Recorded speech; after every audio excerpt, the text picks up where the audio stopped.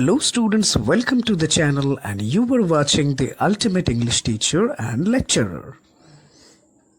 The Poet and Pancakes, Textual Question and Answers. Poets and Pancakes, question and answers. What does the writer mean by the fiery misery of those subjected to make up? Answer: by the fiery misery of those subjected to make up, the writer is trying to throw light upon the difficulties actors and actresses have to face because of a half dozen mirrors surrounded with large light bulbs. The bulbs generated a lot of heat and were definitely not a pleasure for the eye. Question number 2. What is the example of national integration that the author refers to? Answer: at first a Bengali was the head of the makeup studio, but then he outgrew Japanese studios and left it for better opportunities. After him it was supervised by the Maharashtrian, who was assisted by a Darwan Dharwar Kannadiga and Andhra, a Madras Indian Christian and Anglo-Burmese, and the unusual local Tamils. The fact of the people from different cultures work together puts forward the post-independence national integration scenario. It shows that the people were united way before All India Radio and Doordarshan raised the concept.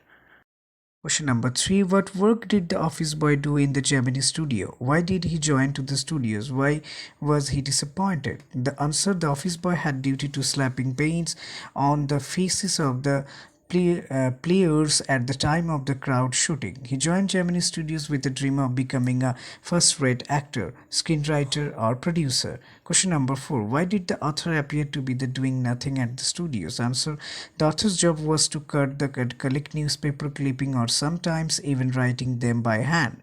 This was the easier and lesser in comparison to what others were doing at the studio. Question number 5. Why was the office boy frustrated? Who did he show his anger on? Answer: the office boy was frustrated because he thought his literary talent was going wasted in a room full of barbers and makeup artists. He somehow managed to deviate his anger on Subbu. 6. Who was Subbu's principal? Answer: the boss. A says Vasan, who was also the founder of Gemini Studios, was Subbu's principal. Question number 7. Subbu is described as the many-sided genius. List 4 of his special abilities. Answer: Subbu, as a man of many qualities, had the ability to look cheerful at the times, was an excellent actor who could portray his roles in several ways, was an accomplished poet, and loved anyone he met. Question number 8. Why was the legal advisor referred to as the opposite by others? Answer: the legal advisor was referred to as the opposite by others because he once resorted to blackmailing an actress by recording her while she was throwing tantrums on the set. This is not considered to be legal, thus he was usually called the opposite. Question number 9. What made the lawyer stand out from the others at Gemini Studio? Answer: Gemini Studio was filled with dreamers and creative personnel. A lawyer in between them was the only man with logic. The writer called him a neutral man. Question number 10. Did the people at Gemini Studios have any particular political affiliations? Answer: no. Although they dressed up in khadi, they did not have the slightest political affiliations.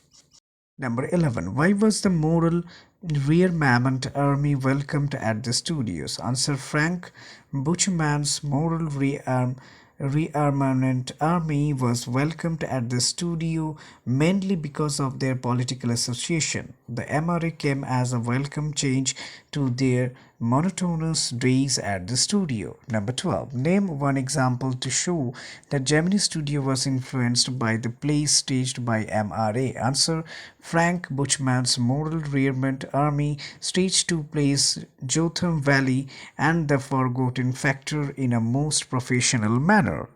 The Gemini family of 600 and the people of Madras city watched them times and again.